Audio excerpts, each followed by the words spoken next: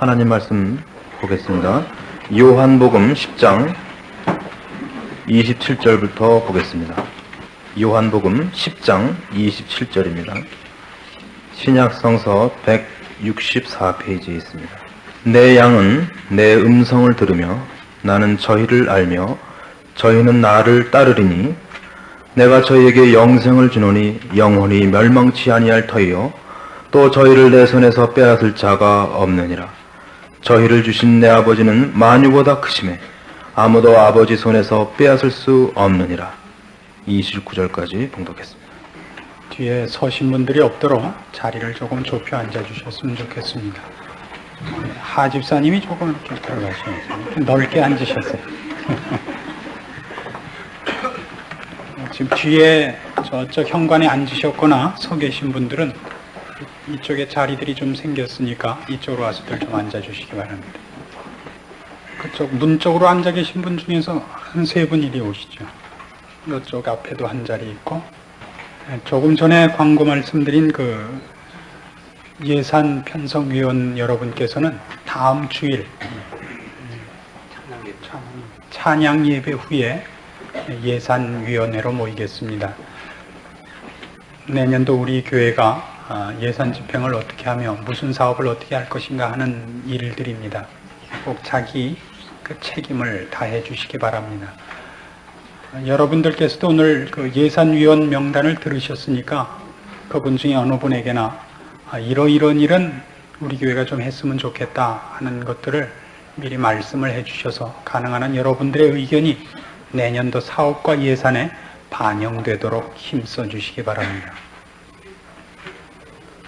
요한복음 10장을 오늘 마지막으로 살펴봅니다. 본문 말씀은 제가 27절부터 29절까지로 정했습니다마는 요한복음 10장의 마지막 부분을 오늘 하고 이로써 요한복음의 제1부가 끝납니다.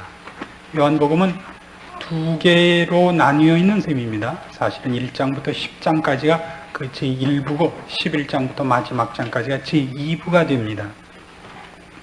제1부와 제2부는 무엇으로 나뉘는가 하면 제1부는 예수님께서 유대인들에게 약속된 메시아인 것이 이제 증명되고, 그리고 예수님이 속죄양으로 오실 수밖에 없는 것이 증명되는 것을 위해서 존재하고, 11장부터 마지막 장까지는 이제 속죄양으로서 죽으시는 일입니다. 그것이 이제 마지막에 남는 사건입니다. 요한복음은 다른 복음서와 달리 제4복음서 이렇게 불립니다. 그러면 나머지 복음서는 뭐라고 불립니까? 공관복음이라 그러죠.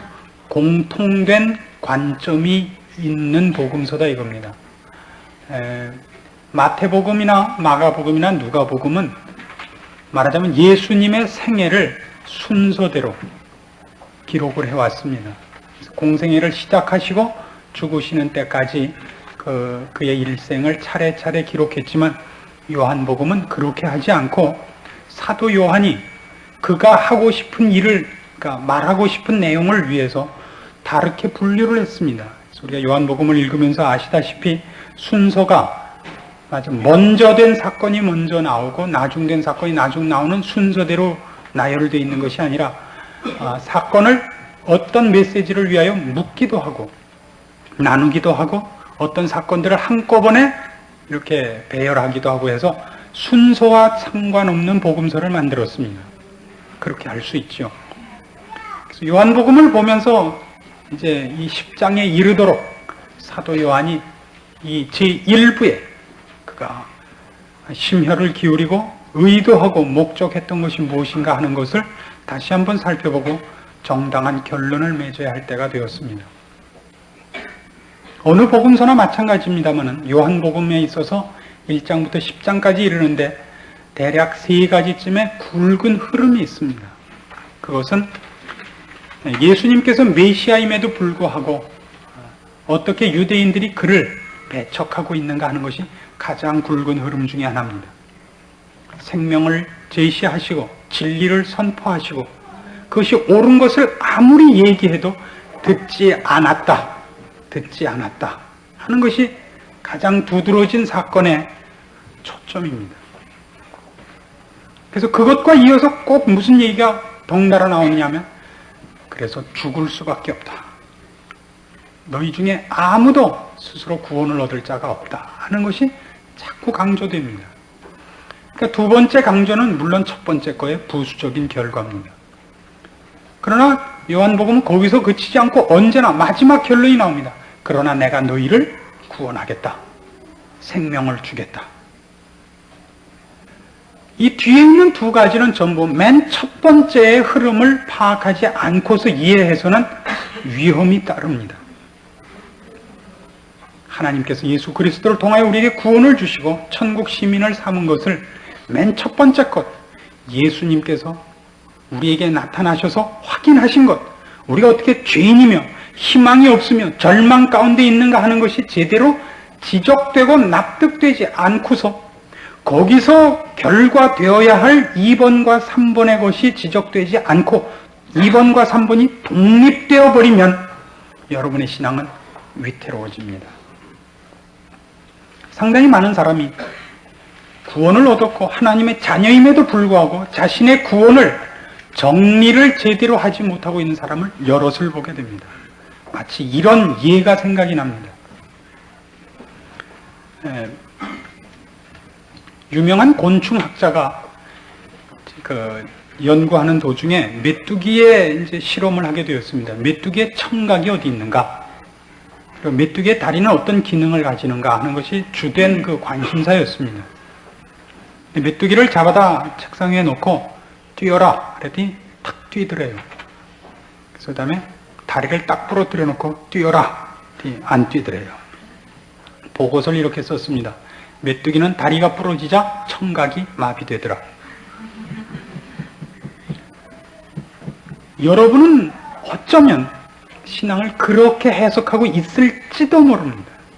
왜냐하면 이 부분은 듣고 잊어먹기예요. 제가 돌아다니면서 구원에 관한 설명을 들은 중에 그 부분을 잘 설명한 사람을 맨 못 만나봤습니다. 보통은 다리가 부러지면 청각이 마비된다고 가르치고 있는 사람들이 대부분입니다. 제가 지금 이 말씀을 드리는 건 결단코 다른 사람과 저를 비교하기 위해서도 아니고 다른 성직자들을 비난하기 위해서가 아닙니다. 우리가 경험하고 있고 알고 있는 것을 뜻밖에도 우리가 틀릴 수 있다는 것만은 늘 조심스럽게 생각해야 됩니다. 저는 제가 살아오는 동안 저희 어머님만큼 이해력이 풍부한 분을 만난 적이 없습니다. 제가 만난 사람 중에서 저희 어머니만큼 고집 있는 사람도 만난 적이 없습니다. 왜냐하면 저희 어머님이 그걸 알고 계시거든요. 나는 다른 사람보다 이해력이 넓다. 그래서 내가 이해 못하면 그건 상대방이 틀린 거다.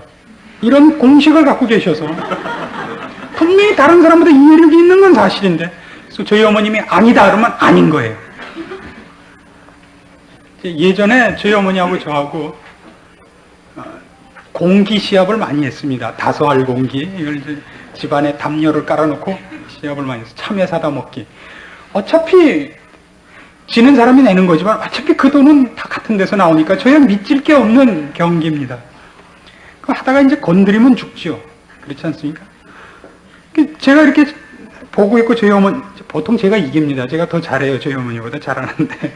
저희 어머님하고 승부가 반반인 것은 저희 어머님이 저보다 목청이 크시고 고집이 더 세시기 때문에 승부가 늘 반반이었습니다. 건드렸어요. 어머니 건드렸습니다. 그냥 깃단 소리 하지 말라고. 나 안 건드렸시야. 아니 건드렸어요. 제 동생들도 옆에서 그러세요. 엄마 건드렸어. 야 내가 행동한대. 나 절대 이게 다친 흔적이 없다고. 아니라는데 야 우기고 있냐. 그럼 끝이에요. 무슨 뭐. 보통 싸움은 논리성에 의해서 판결이 나는 게 아니라 목청에 의해서 납니다. 저도 오늘 이 얘기를 목청을 돋궈서 하면 효과가 있겠으나 형편상 감기가 들어서 살살하기로 하겠습니다. 얼마나 은혜롭습니까? 이런 말을 살살하기까지 제가 성숙했습니다. 요한복음 10장을 마치고 나서 끝에 이런 이상한 말이 덧붙여져 있습니다. 40절을 보십시오. 다시 요단강 저편 요한이 처음으로 세례 주던 곳에 가사 거기 거하시니 많은 사람이 왔다가 말하되 요한은 아무 표적도 행치 아니하였으나 요한이 이 사람을 가리켜 말한 것은 다 참이라 하더라. 돌이켜 간 것이 어디죠? 요단 저편 뭐 하던 곳? 세례 주던 것입니다. 요한복음은 시작에 누구부터 시작을 하는지 아십니까? 예, 세례 요한부터 시작을 합니다. 세례 요한이 왜 왔다고 되어 있죠? 빛에 대하여 증거하러 왔다고 되어 있습니다. 그 요한복음 1장에는 그 유명한 이런 선언이 있습니다. 보라, 세상 죄를 지고 가는 하나님의 어린 양이로라. 성경에서 예수 그리스도를 설명할 때마다 예수 그리스도의 가르침을 우리가 듣고 선택하는 싸움으로서 기독교와 복음을 설명하는 적이 없다는 걸 좀 명심해 주셨으면 좋겠습니다.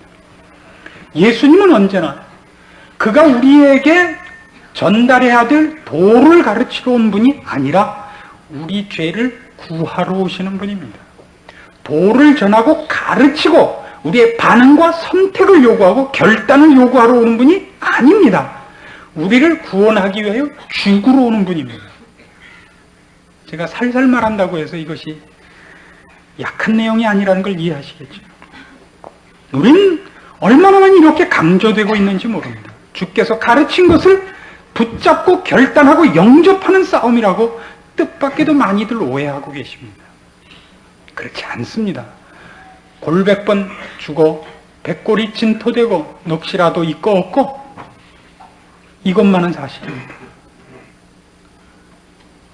예수님께서는 처음부터 우리를 구원하시는 방법을 우리의 선택과 결정에다 맡기러 오시지 않고 우리의 결정을 설득하고 우리를 회유시키러 오신 분이 아니고 우리를 구원하는 방법을 자기가 죽어서 구원하시기 위해서 오신 분이란 말이에요. 처음부터 죽으러 오셨다고요. 그래서 맨 처음 예수 그리스도를 향하여 증거할 때 보라, 세상 죄를 지고 가는 하나님의 어린 양이로라. 이것이 시작입니다. 그래서 지금까지 1장 그 선언 이후부터 10장에 이르도록 예수님께서 하시는 것은 우리가 어떻게 예수님께서 친히 오셔서 복음과 생명과 진리를 설명하고 펼치고 신적 간섭으로 기적 속에서 증거를 해도 아무도 들어먹지 못하는가를 다시 한번 증명한 것 외에 아무것도 아니십니다. 만일 이것이 처음부터 의도된 것이 아니라 그러면 당장 문선 형식으로 되는 겁니다. 보라, 설명을 했으나 아무도 알아듣지 못했다.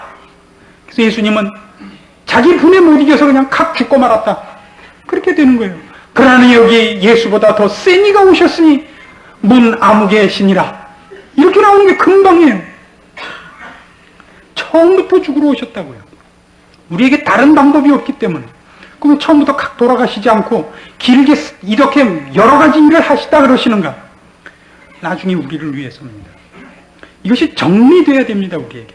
구원을 얻은 이후에 이 사건이 우리에게 정리되지 않으면 그 다음을 쌓는 것에 꼭 손해를 봅니다. 무엇같이요? 메뚜기는 다리를 잘랐더니 청각이 마비되더라. 망하는 거예요. 이거는 비단 복음서에서만의 얘기가 아니라 구약 전체가 그 얘기로 점철되어 있습니다. 이스라엘 백성을 왜 하나님께서 선택했느냐? 그는 남달리 귀여움을 받은 백성이냐? 아닙니다. 인류 많은 민족 중에서 특별히 한 민족을 특별히 택했다는 것은 남보다 다르기 때문에 택했다는 뜻이 아니라 인류 전체를 대신해서 한 샘플로 채취된 것입니다.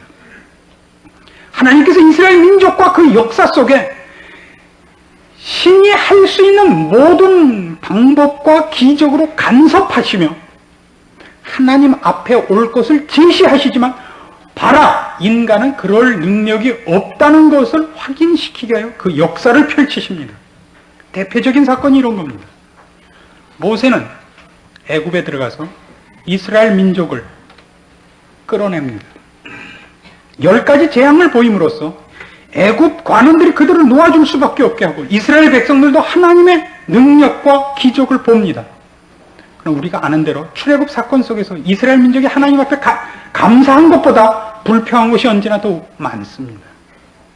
그 기적을 보고 나왔음에도 불구하고 홍해 앞에 서자 뭐라 그러죠? 우리가 죽을 데가 없어 왜 물 속에 들어가서 죽어야만 되는가? 기껏 애굽에서 끄집어내갖고 홍해에다 죽이려고 끌고 나왔느냐? 이게 원망이었습니다. 하나님께서 기적 가운데 역사하셔서 바다 사이에 길을 내고 걸었습니다.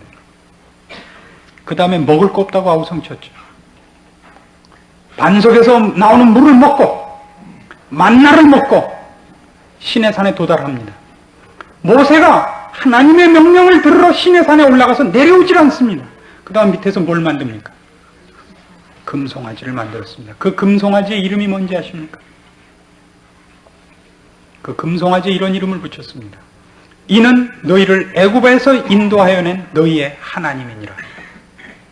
놀랍지 않습니까? 이스라엘 민족이 하나님의 간섭과 그 큰 기적 속에서 본 것은 살아계신 하나님, 예수 그리스도를 보내시는 하나님, 아브라함의 하나님, 이삭의 하나님, 야곱의 하나님이 아니라 운에 불과한 거예요. 운. 사주팔자에 불과하다고요. 참으로 놀랍죠. 많은 사람들이 이런 얘기를 합니다. 구약식으로 만일 하나님이 오늘날 나에게 간섭해 주신다면 나는 언제든지 항복하겠다고. 그냥 비웃고만 맙시다. 뭘 언어로 만들어서 그 우매함을 표현하겠습니까? 입만 아프게. 그렇지 않습니다. 여러분, 예수 믿는 걸 너무 쉽게 생각할 수도 있습니다. 쉽지 않습니다. 우리 쪽에서는 도무지 방법이 없습니다. 여러분은 왜 쉽게 생각하느냐면 여러분이 지금 믿고 있기 때문입니다. 여러분이 왜 믿게 되었는가를 물은다면 여러분 뭐라고 대답하시겠습니까? 여러분 왜 예수를 믿게 되었습니까? 그 왜를 설명할 수 있는 사람은 지구상에 사실 아무도 없습니다. 우리가 아는 것은 나중에 성경을 통해서 하는 겁니다. 내가 왜 예수를 믿게 됐는가?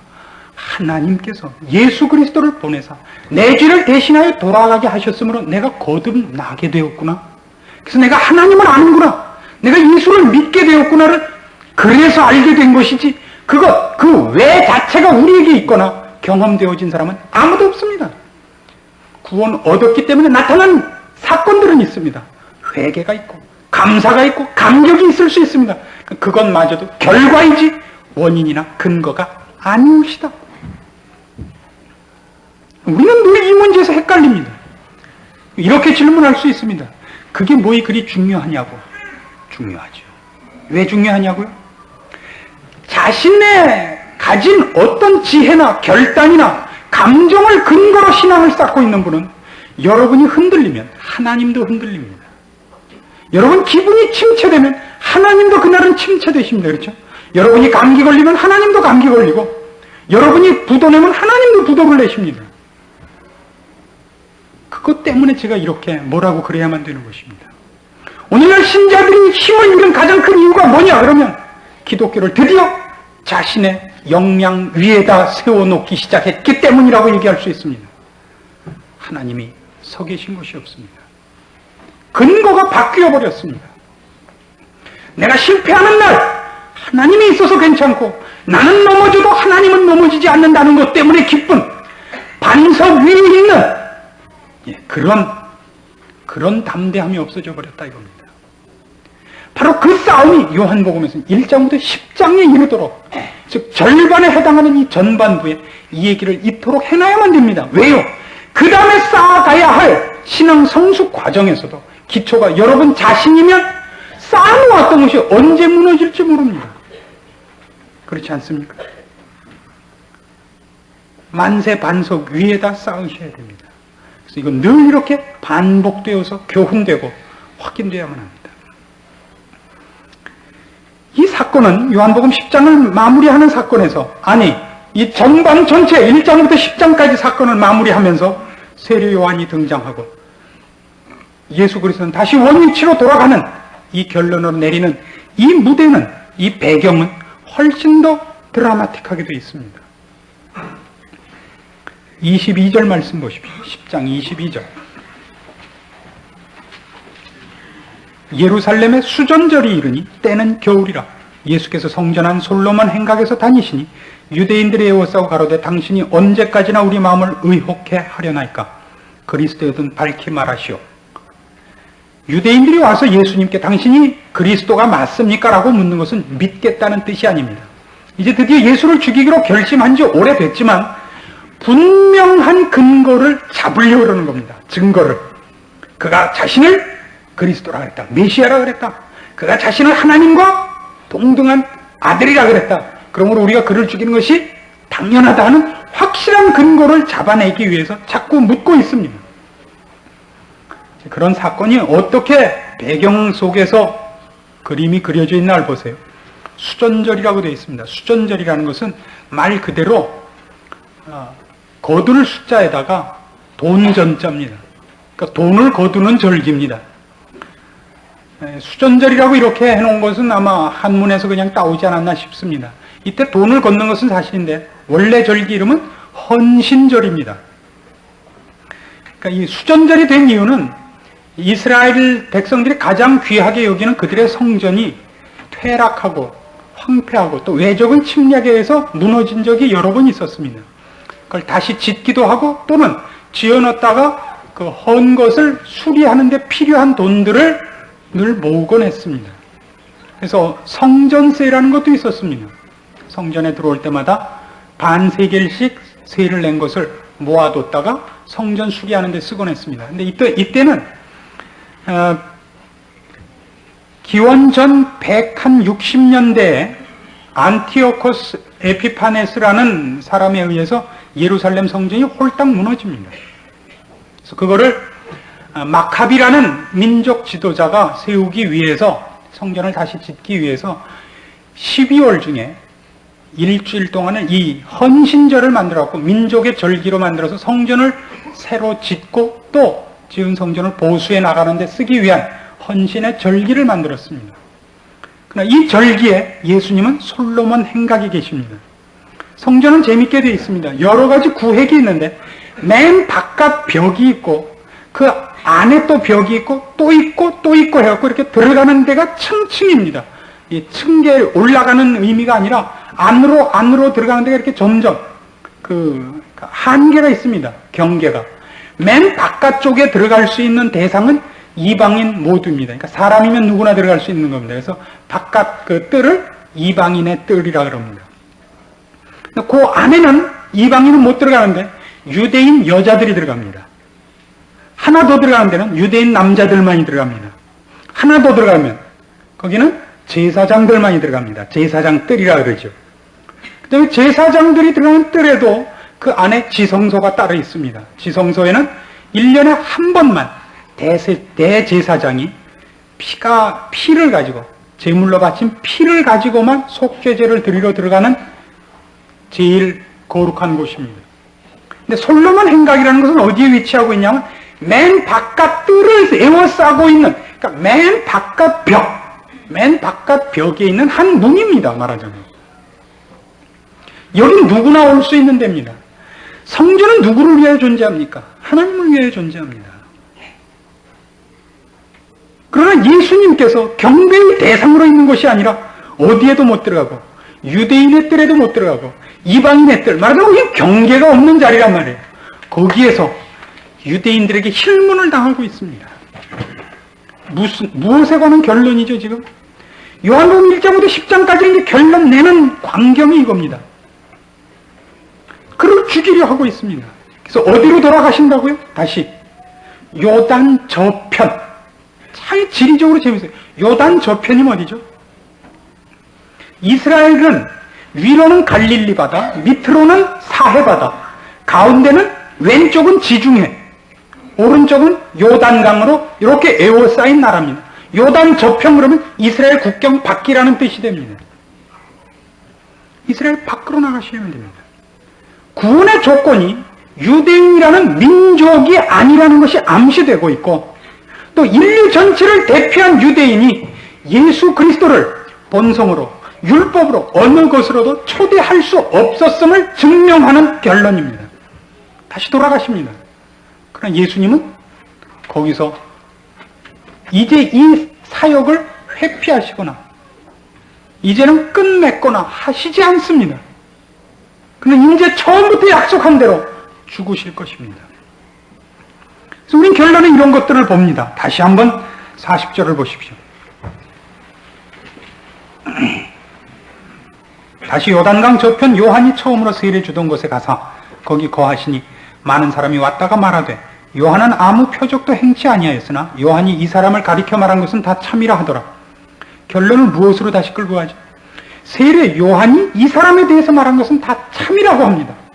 다 참이라고. 그럼 참이라고 한 세례 요한의 증거들을 우리가 다시 한번 살펴볼 필요가 있습니다. 요한복음 1장으로 가십시오. 요한복음 1장 1절부터 봅니다. 태초에 말씀이 계시니라. 이 말씀이 하나님과 함께 계셨으니 이 말씀은 곧 하나님이시니라. 그가 태초에 하나님과 함께 계셨고 만물이 그로 말미암아 지은 바 되었으니 지은 것이 하나도 그가 없이는 된 것이 없느니라. 그 안에 생명이 있었으니 이 생명은 사람들의 빛이라. 빛이 어두움에 비추되 어두움이 깨닫지 못하더라. 하나님께로서 보내심을 받은 사람이 났으니 이름은 요한이라. 저가 증거하러 왔으니 곧 빛에 대하여 증거하고 모든 사람으로 자기를 인하여 믿게 하려 함이라. 그는 이 빛이 아니요 이 빛에 대하여 증거하러 온 자라. 참빛 곧 세상에 와서 각 사람에게 비치는 빛이 있었나니 그가 세상에 계셨으며 세상은 그로 말미암아 지은 바 되었을 때 세상이 그를 알지 못하였고 자기 땅에 오매 자기 백성이 영접지 아니하였다 되어 있습니다.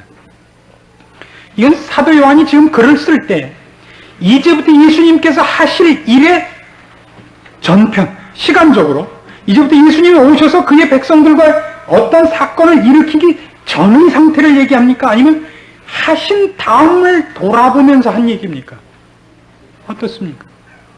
예수님의 공생애를 있은 다음에 그걸 전부 되돌아보면서 서론을 쓰고 있는 겁니까? 아니면 예수님이 이제부터 무슨 일을 하실 텐데 그 이전 상태는 이랬고 그래서 이제 예수님이 오셔서 어떻게 하셨다를 기록하는 겁니까? 아무래도 좋습니까? 빨리 설교만 끝나랍니까? 이거 분명히 되짚어보면서 하는 거 아닙니까? 오셨고 그 백성 사이에 있었음에도 불구하고 사람들이 받아들이지 않았다고. 그래서 이 빛에 대하여는 누구를 앞세울 수밖에 없었다고요? 요한을 앞세울 수밖에 없었다고 합니다. 세례 요한을. 왜요? 빛을 모르니까. 자기 백성에게 왔을 때 아무도 영접지 아니했고 아무도 알아보지는 못했습니다. 예, 이것이 요한복음이 증명하고 싶은 일이라고요. 그래서 그는 처음부터 뭘로 오신다고요? 하나님의 어린 양으로 오신다. 그래서 우리는 1장부터 10장에 이르는 동안 수도 없이 이런 사건을 만납니다. 예수님께서 만나는 모든 사람이 이렇게 지적하십니다. 니고데모 사건을 생각해 보십시오. 내가 진실로 내게 이르노니 사람이 거듭나지 아니하면 하나님 나라를 볼 수 없느니라. 언제나 그렇습니다. 이 성전을 헐어라 내가 다시 짓겠답니다. 38년 된 병자를 고친 사건에서 어떻게 됩니까? 38년 된 병자를 고치고 사람들이 그 문제로 인해 예수 그리스도께 오며 예수 그리스도 안에 있는 복음과 진리와 생명에 대해서 알고 있는 것이 아니라 그를 죽이려고 들었습니다. 그래서 38년 된 병자 사건에서 5장 42절엔 이런 말씀이 있습니다. 너희 속에 하나님을 사랑하는 마음이 없는 것을 내가 알았노라. 그때 새삼스럽게 알았다는 뜻이에요? 이미 알고 오셨죠. 드러내는 겁니다. 확인시키는 겁니다. 6장에 무슨 사건이 있었는지 기억나십니까? 오병이어, 보리떡 2개와 물고기 5마리. 무엇 때문에 그걸 베푸셨죠? 내가 너희를 위하여 내 몸을 주는 수밖에 방법이 없답니다. 나는 하늘로서 내려온 생명의 떡이니라. 무엇 때문에 쫓아왔다 그랬습니까? 사람들은 너희가 나를 쫓은 것은 표적을 본 까닭이 아니요 먹고 배부른 까닭이니라. 끊임없이 지적하고 있습니다. 그러나 그것이 언제나 저주로 가는 것을 보셨습니까? 내가 생명이고 내가 진리고 내가 빛인데 너는 왜 나를 모르느냐? 왜 나를 안 쫓아오느냐? 이렇게 얘기하지 않습니다. 너희는 죄인이다. 너희는 나를 모른다. 못 본다. 그래서 뭐라고 얘기를 해요? 그러나 내가 너희를 구하겠다라고요. 이 부분을 분명하게 하기 위해서 이 사건들은 기록되고 있는 것입니다. 본문으로 돌아가 보십시오. 본문에도 다시 그 얘기입니다. 27절 말씀 봅니다. 내 양은 내 음성을 들으며 나는 저희를 알며 저희는 나를 따르느니라. 내가 저희에게 영생을 주노니 영원히 멸망치 아니할 터요 또 저희를 내 손에서 빼앗을 자가 없느니라. 주는 것으로 되어 있습니다. 근데 준다고 할 때 주기 전에 이 두 가지 사건을 확인해놓고 준다는 얘기가 등장해야 되는 이유가 있습니다. 성경 구원을 얘기할 때면 선택을 얘기하고 있습니다. 예정을 얘기하고 있어요. 선택과 예정은 결단코 이런 차원에서 얘기를 도입하는 것은 아닙니다. 왜 하나님께서 구원하는 사람을 선택한 반면에 왜 어떤 사람들은 버렸는가? 그걸 위해서 선택이라는 단어가 도입된 것이 아니라 구원이 어떻게 철저히 우리로부터 조건과 근거와 시작이 될 수 없고 하나님 쪽으로부터 될 수밖에 없었는가를 설명하기 위해 선택이라는 말, 예정이라는 말이 등장을 하는 겁니다. 우리 선택을 했다 그래도 이런 생각을 갖는 족속이기 때문입니다. 아무래도 내가 저 사람보다는 좀 잘생겼으니까 벌써 내 눈빛을 봐. 영성이 반짝이잖아. 이름도 영선이고. 끊임없이 그 생각을 하기 때문에 그걸 확인시키기 위해서 얘기가 나오는 거예요. 앞에다 놓고 아무리 제시해도 아무도 가능성이 없는 겁니다. 모두가 죽이려고 덤비기만 했다고요. 그래서 구원은 누구로부터만? 우리로부터가 아니라 예수님께서 사랑하시고 긍휼히 여기시고 불쌍히 여기셔서 정말 측량할 수 없는 은혜로 그분이 하셨단 말이에요. 그분이 구원을 그분이 줬지 나보고 어떡할래? 라고 한 적이 없다고요. 어떻게 할래 그랬더니 우린 전부 어떻게 했다고요? 한번 봅시다 그래갖고 다 집어 던졌다고요. 만일 우리가 하나님이었으면 어떻게 했을 것 같습니까? 능지처참을 했을 겁니다. 하나님 그렇게 안 하셨다는 얘기예요. 이것만큼 오해되고 있는 부분은 없습니다. 구원 문제에서. 우리가 하나님 앞에 제가 주를 믿습니다. 하나님을 믿습니다라고 고백하는 날이 있습니다. 그게 근거도 아니고 시작도 아닙니다. 잘난 척하지 마십시오. 나 결단했네. 웃기지 마십시오. 그 다음에 오는 부수적인 결과들입니다. 우리는 어느 날 왜 어떻게를 모르는 채 하나님을 보기 시작을 합니다. 그리고 내가 본 하나님을 처음에는 무엇인지 몰라 어리뻥뻥해집니다. 그걸 우리말에 아주 재밌는 게 있어요. 어안이 벙벙해요. 생각해 고기 눈깔이 벙벙하잖아요. 어안이 벙벙하다고. 그죠? 오죽하면 우리가 이러겠어요. 명태 눈깔이라고. 그쵸? 동태 눈깔 같다. 거기다 안경까지 끼워놨으니 얼마나 벙벙해 보이겠어요. 예수를 믿으면 감동이 있고 뭐가 달라지고 아니요. 예수를 믿어서 맨 처음 당황함은 이겁니다. 여태껏 알고 있던 모든 게 혼동스럽기만 해요.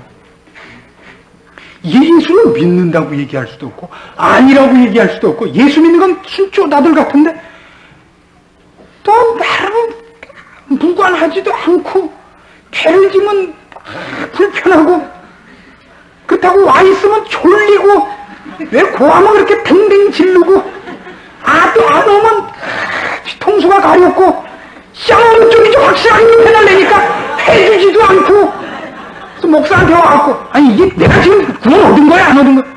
모르지요. 그리고 비실비실 웃기만 하고 미치겠다고요. 처음에 뭐가 화끈한 줄 아세요? 웃기지 마시라요. 확인되는 데만 3년 걸려요. 확인되는 데만. 내가 믿는구나. 그럼 뭐라 하는지 아세요? 여태껏은 목사가 잘못 가르쳐서 내가 빌빌거렸고 나같이 이렇게만 가르쳐주면 누군지 그날 확신을 얻고 힘있게 엘리야같이 바울같이 될 수 있다고 믿었고 다 모으는 겁니다. 이렇지. 야 어디 펴봐. 그렇지. 믿어 안 믿어? 잘 모르겠네. 넌 역시 머리큐가 나빠. 너 고등학교 어디 나왔어? 요따우로 사람을 괄세하지 말라 마시라요. 아니에요. 내가 확인하는데 오래 걸려요. 어느 날 드디어 확인하는 날이 옵니다. 내가 진짜구나. 하나님이 살아계시구나. 이렇게 간섭하시는구나. 그날 길창동 만화같이 펄쩍 뛰지 마세요. 쉽게. 하나님은 이 감격을 주십니다. 이 확인을 주십니다. 그것이 여러분의 시작이 아닙니다. 여러분의 시작이 아닙니다. 언제 철들죠? 몇 살에 철들어요? 부모님께 잘해야겠구나라고 언제 느껴요? 언제 느끼죠? 꼭 돌아가신 다음에 느껴요. 왜 그런지 아세요? 왜 돌아가신 다음에 느끼는지 아세요? 그때는 아무리 무슨 소리를 해도 안 해도 되거든요. 어떤 분이 이런 글을 쓴 걸 제가 읽고 참 많이 감동했습니다. 돌아가신 부모님에 대하여 참으로 마음속으로 회개하는 글을 썼습니다. 그 뒤에 이렇게 썼어요. 내가 이 회개를 쓰는 데서 나를 이 순간까지도 괴롭히는 것은 내가 이렇게 부모님한테 못되게 놀았다는 뜻이 아니라 지금 이렇게 후회하면서도 그럼 지금 부모님이 살아 계셨으면 잘했을 것인가 라고 물었을 때 네라고 대답할 자신이 없기 때문이다. 정말이에요. 인간은 효도하는 자가 없습니다. 이게 무슨 뜻인지 아십니까? 하나님으로부터 분리된 이유로 인간은 선을 행한 적이 없습니다. 선을 행할 수가 없습니다. 효도는 어느 때만 꼭 논란이 되냐면 누구를 정죄할 때만 얘기를 하는 겁니다. 한 사람을 죽여야겠는데 죽일 근거가 없을 때만 효도를 끌어내서 죽이는 거예요. 부모에게 불의한 자 이렇게 하고 몰아쳤지 한 번도 사람은 정당하게 효녀 노릇하지 못합니다. 우린 하나님 앞에 한 번도 우리 쪽에서 먼저 나서고 우리 쪽에서 요청하고 우리 쪽에서 요구해서 의와 선을 행하고 하겠다고 결심한 자들이 아닙니다. 우리는 다시 돌이켜 예수께서 요한이 처음 세례 주던 것 요단 저편으로 가셔서 처음부터 얘기하신 것 빛이 세상에 왔을 때 빛을 알아보지 못했고 그 주인 되시는 이가 자기 백성에게 왔을 때 영접하지 않은 자들로 회개가 필요하지만 그 회개가 우리 쪽에서가 아니라 세례 요한이 얘기한 것 같이 회개하라는 우리 쪽에서 우리의 잘못을 인정하고 예수 그리스도를 영접하라는 의미의 회개가 아니라 죽어 마땅한 수준에 있다는 의미에서 회개하랍니다.